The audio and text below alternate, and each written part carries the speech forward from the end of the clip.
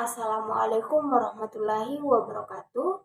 Perkenalkan, nama saya Meliani Sawitri dari kelas A nomor urut 21, program studi pendidikan antropologi angkatan 2021 Fakultas Ilmu Sosial dan Hukum Universitas Negeri Makassar.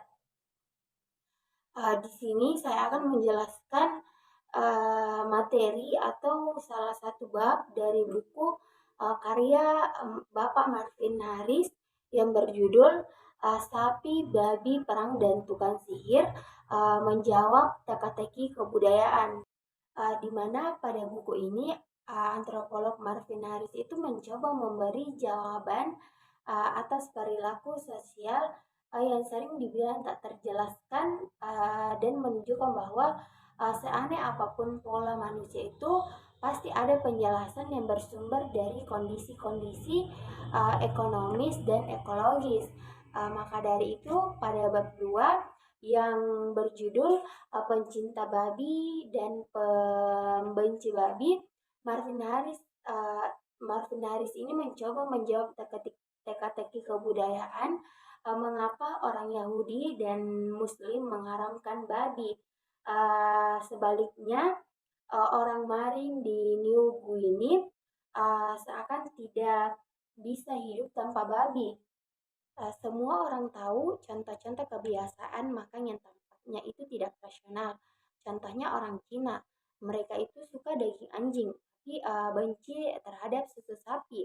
Orang Barat yang suka susu sapi itu, tapi mereka tidak mau makan daging anjing. Dan beberapa suku di Brasil, mereka tuh doyan semut, tapi benci daging rusa, dan seterusnya di seluruh dunia. Teka-teki tentang babi ini pada buku karya Marvin Haris ini adalah kelanjutan yang bagus dari teka-teki sapi suci, karena ada tantangan untuk menjelaskan mengapa masyarakat tertentu itu sangat membenci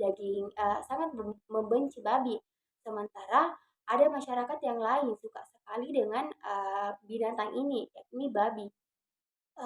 Selanjutnya, sebagian dari teka-teki ini itu terkait dengan para pembenci babi yang sangat dikenal dari kalangan Yahudi, Muslim, dan Kristen. Maka dari itu muncul satu pertanyaan, mengapa orang Yahudi dan Muslim itu tidak memakan babi, sedangkan Kristen memakan babi? Karena dari pendekatan ekologi itu pada masa Kristen banyak ditemukan babi, sedangkan Yahudi dan Islam itu tidak terbiasa melihat babi. Jadi mereka tidak memakan babi. Selanjutnya, Tuhan orang Ibrani kuno itu bahkan merasa perlu mengutuk babi karena sebagai binatang najis, karena babi ini adalah makhluk yang mencemarkan apabila disantap dan disentuh. Sekitar 1500 tahun kemudian, Allah itu memberi tahu Nabi Muhammad bahwa status babi sama seperti di atas bagi para pemeluk Islam. Di antara jutaan orang Yahudi dan ratusan juta orang Muslim, babi tetap menjadi sumber kenajisan, terlepas dari fakta bahwa binatang itu uh, secara lebih efisien sanggup mengubah gandum dan umbi-umbian hewan lainnya menjadi protein dan lemak bermutu tinggi dibanding hewan lainnya. Nah, itulah tadi penjelasan mengenai pembenci babi. Selanjutnya, saya akan menjelaskan uh, suku yang apa suku pencinta babi ini, di mana apa pusat cinta babi itu berlokasi di New Guinea atau Papua Nugini di Kepulauan Melanesia Pasifik Selatan. Bagi suku-suku hortikultural penghuni kampung di wilayah itu, babi itu adalah binatang yang sangat suci yang harus dikurbankan kepada leluhur mereka dalam semua hajatan, baik itu pernikahan maupun pemakaman. Di banyak suku itu babi harus dikurbankan untuk menyatakan perang dan damai. orang-orang di suku tersebut itu juga menganggap bahwa leluhur leluhur mereka itu sangat mengidam-idamkan daging babi tersebut. Maka dari itu uh, maka dari itu maka dari itu penduduk suku tersebut itu akan mengadakan pesta besar-besaran atau pesta gila-gilaan di mana semua babi di wilayah atau di kampung mereka akan memotongnya dan menyantapnya, dan kemudian akan memuntahkan semua isi perutnya agar bisa bisa memakan daging babi tersebut. Apabila pesta gila-gilaan itu sudah berakhir atau sudah selesai, maka para penduduk desa tersebut itu akan memulai kembali beternak babi kembali untuk pesta gila-gilaan selanjutnya. Selanjutnya, mengapa Tuhan-Tuhan yang begitu dimuliakan ini, yakni dimuliakan seperti Yahweh dan Tuhan atau Tuhan, sampai repot-repot mengutuk makhluk atau binatang ini yang tidak berbahaya, dan bahkan menggalikan dagingnya, dan bisa dimakan oleh setiap manusia atau semua manusia. Karena sebelum masa Renaissance itu ada satu penjelasan populer, mengapa daging babi itu tidak bisa mengapa daging babi tidak bisa dimakan, karena daging babi itu atau babi adalah hewan yang sangat menjijikkan atau sangat atau benar-benar kotor, karena babi adalah hewan yang berkuban di air kencingnya sendiri, bahkan babi memakan tinja atau tainya sendiri.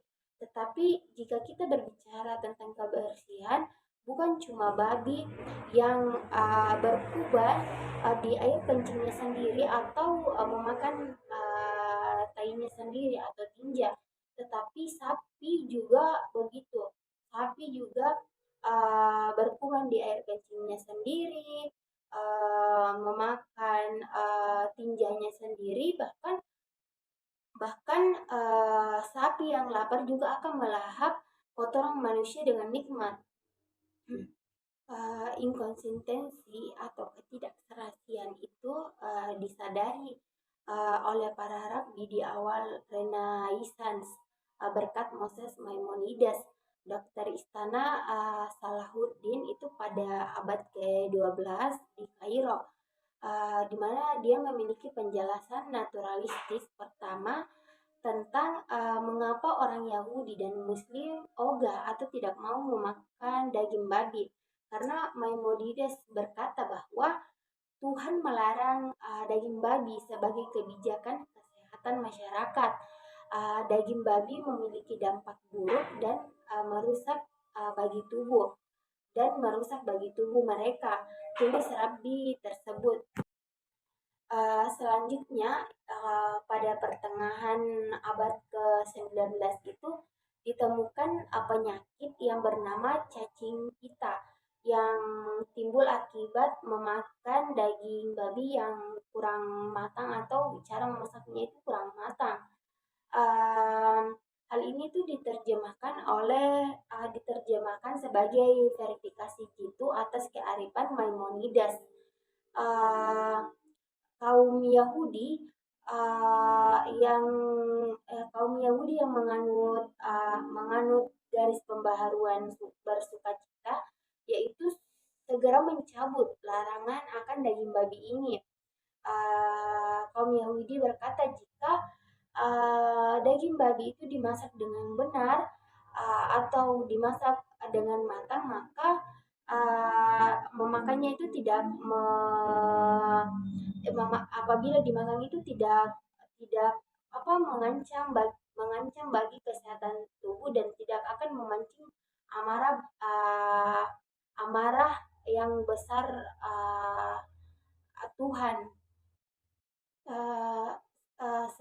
inkonsistensi teologis, penjelasan Maimonides memiliki kontradiksi medis dan epidemiologis, karena babi memang adalah vektor penyakit bagi manusia, tetapi begitu pula dengan binatang domestik lain yang secara bebas dikonsumsi oleh kaum Yahudi maupun Muslim. Contohnya daging babi yang apabila dimasak kurang matang, maka daging ini adalah sumber parasit, terutama cacing pita. Bahkan bisa tumbuh hingga sepanjang 4,5 sampai 6 meter di dalam usus besar manusia, dan akan menimbulkan anemia parah dan menurunkan kekebalan tubuh. Dan yang terakhir, seperti yang kita ketahui, babi itu memang hewan yang tidak memiliki bulu-bulu pelindung, dan hal ini yang menyebabkan ketidakmampuannya untuk berkeringat.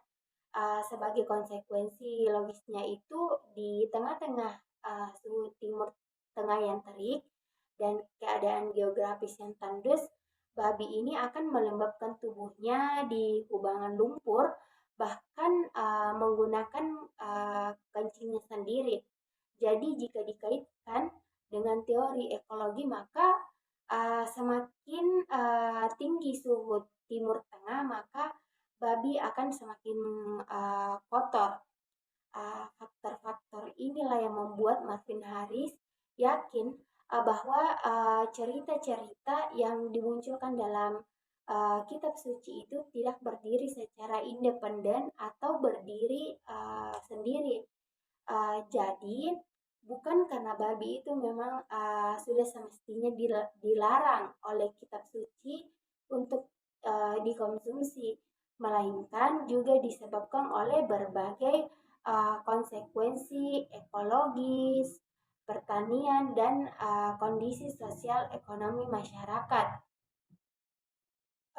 Mungkin hanya itu yang bisa saya jelaskan dan sampaikan.